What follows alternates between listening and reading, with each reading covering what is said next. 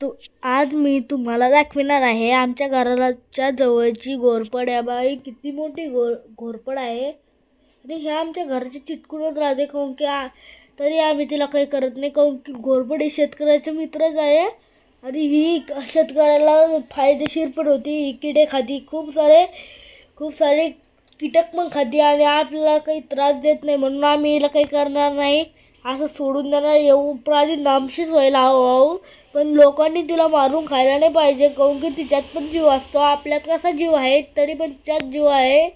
म्हणून लोकांना मी विनंती करतो, या घोरपडला मारू नका. काहून की घोरपड ही खूप चांगला प्राणी आहे, आपल्याला काही करत नाही. या बघा आम्ही व्हिडिओ काढायलो, पण आम्ही आता ही काढी केलं. बघा कशी पळती.